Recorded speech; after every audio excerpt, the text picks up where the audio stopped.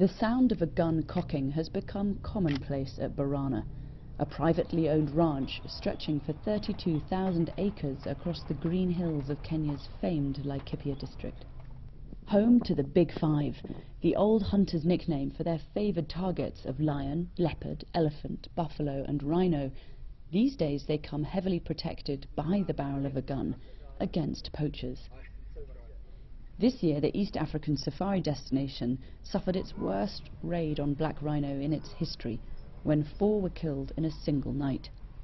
Today, a kilo of rhino horn now fetches more than a kilo of gold or cocaine, and illegal wildlife poaching is worth an annual $10 billion. Last year, Borana introduced 19 black rhino for the first time in a bid to help save the population. Thanks to the scouts who are up on a hill, they've helped us spot and track my first rhino of the trip here. And it's right behind me, number 14. And something specific to black rhino is that they're very, very territorial, much more territorial than white rhino. So they need much, much more habitat. And over the fence in Lewa Conservancy, they found that although they have more than 120 rhino, about 60-something of them black rhino, it's now putting a lot of pressure on the habitat. Whereas here on this side of Borana, they've got 19 black rhino for 32,000 acres, and they know that eventually they can support something like 45. So if all goes well, the numbers will come up. A clue of quite how territorial they are came when she charged moments later. But their tempers are no match for poachers. 59 of Kenya's rare black rhino were killed last year, double the number the year before. And conservation comes with a price, about $20 million a year to protect all of Kenya's existing rhino, which number just over 1,000, across 15 rhino locations. Most exist on privately held land, like Borana.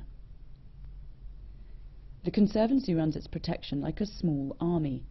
Top-of-the-range equipment including night vision goggles, thermal imaging, pump-action shotguns and, coming soon, sniper rifles. 24 armed guards, trained by a former member of the British SAS, camp out every night, guarding the rhino in line with a nationwide shoot-to-kill policy should they come across a poacher. And I said, if you meet one, what are you going to do? And they're going to kill them. They have a very different rule of engagement. In fact, they'll probably start firing straight away. Fortunately, we haven't had a rhino killed here. And that's largely due to these guys. In fact, it's 100% due to those guys, but also some of our tactical stuff. But it's not going to go away. You know, the price of rhino horn is worth more than gold.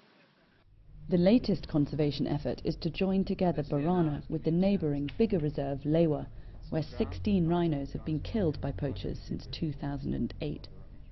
It might just look like a fence, but this is the culmination of 5 years of hard work to try and bring together, for the first time in East Africa, in the Northern Hemisphere even, 2 rhino conservancies. They've had to bring up the number of rangers, it's now more than 100, and for the first time, if all goes well, the rhino population should breed, and between the 2 conservancies they should hit the magic 100 black rhino number. Once they are joined this month, the 2 sanctuaries will coordinate security and hope they can protect sensitive areas from bigger animals. At the same time as one fence is being pulled down, this one is going up. Joseph and his team have been putting it up for the last 2 weeks, and the idea is that it protects habitat. It's got 2 sets of wires that will eventually be electrified, and they will stop giraffe and elephant from coming into the areas that need to be protected. But at the same time, any other kind of animal can sneak right underneath.